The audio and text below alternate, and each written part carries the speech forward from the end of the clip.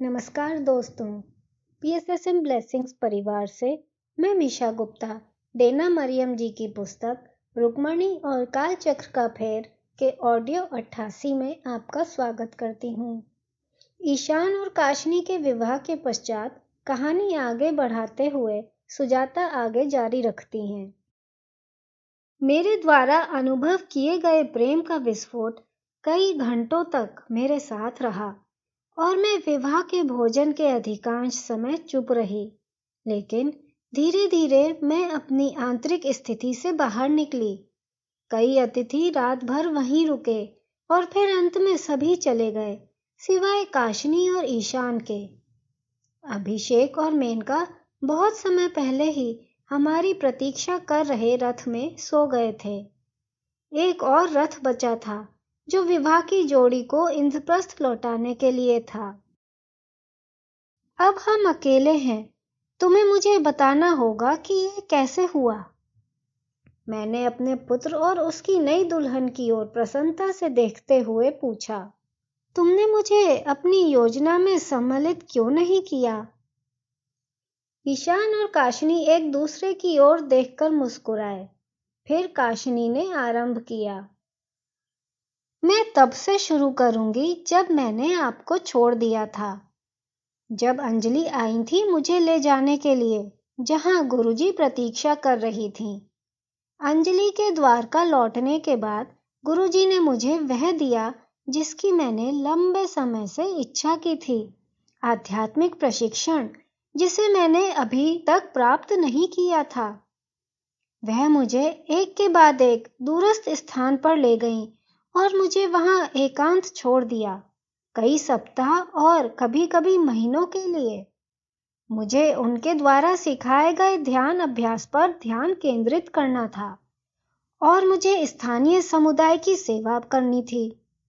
उन्होंने मेरी अंतर्दृष्टि को गहरा करने में सहायता की, जो दृश्य और अंतर्दृष्टि मैं प्राप्त कर रही थी, और मुझे दिखाया कि लोगों के जीवन में दुख और कठिनाइयों को दूर करने में सहायता करने के लिए उनका उपयोग कैसे करें। मैं एक गांव में एक परिवार की सहायता करती और फिर दूसरा मेरे पास आता। ऐसा ही चलता रहता। फिर गुरुजी प्रकट होती और मुझे एक नए स्थान पर ले जाती और यह सब कुछ दोहराया जाता। वह अधिकांश समय के लिए गायब होती और जब मैं सोचना प्रारंभ करती कि वह वापस नहीं आ रही हैं, तो वह प्रकट हो जाती। मेरे पास इसकी कोई धारणा नहीं थी कि भविष्य में क्या होगा। आरंभ में मैं ईशान से स्वप्न में मिलती थी, लेकिन गुरुजी ने इसे कुछ समय के बाद रोक दिया और मुझे किसी से संवाद करने नहीं दिया। उन्होंने मुझसे कहा कि मेरा कर्म मुझे दुनिया में सेवा करने के लिए वापस ले जाएगा, लेकिन उन्होंने ईशान के विषय में कुछ नहीं कहा। फिर भी मैंने वह नहीं भुलाया जो श्री कृष्ण ने मेरी माता को बताया था जब वह मारी गई थी। मैं कमरे में थी जब श्री कृष्ण ने मेरी माँ से कहा कि वह मेरे विवाह में सम्मिलित होंगे, जब उन्होंने उसे मेरे भविष्य का विवाह ईशान के साथ दिखाया था। इसके कारण उसने अपने मुख पर मुस्कान के साथ मृत्यु का सामना किया। जैसे ही उस पर एक उदासीनता की झलक आई, काशनी ने अपने नेत्रों को नीचे मोड़ा। वह कुछ क्षणों के लिए चुप रही और फिर एक धीमी आवाज में बोली, मुझे पता था कि मेरा विवाह ईशान से निश्चित है, लेकिन यह कब और कैसे होगा वह मैं नहीं जानती थी। मैंने उसे बीच में रोक दिया और पूछा, काशिनी, श्री कृष्ण आज रात अंबा के लिए यहाँ आए थे, है ना? मैं उसकी याद रखने से बहुत प्रभावित हूँ। उनके प्रति भक्ति को मान्यता मिली और यह मुझे बहुत प्रसन्नता देता है। उसने उत्तर दिया। वह उसके प्रति अपना वचन निभाने के लिए आए थे और वह हम सभी के लिए आए थे। वह चुप रही, फिर अपनी कहानी दोबारा से आरंभ कर दी। जब मैंने आपको छोड़ दिया मातुली, तो मैं स्वयं पर एक बड़ा बोझ ले रही थी। दोष बोध अनुभव कर रही थी। मैं अम्मा की मृत्यु का कारण थी।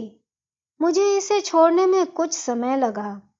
गुरुजी ने मुझे देखने में सहायता की कि जो कुछ हुआ था उसके पीछे असली कारण क्या था। मैंने समझा, एक शक्तिशाली नाग द्वारा बहुत समय पहले दिए गए एक श्राप के कारण अम्मा को इतनी क्रूर रूप से मारा गया।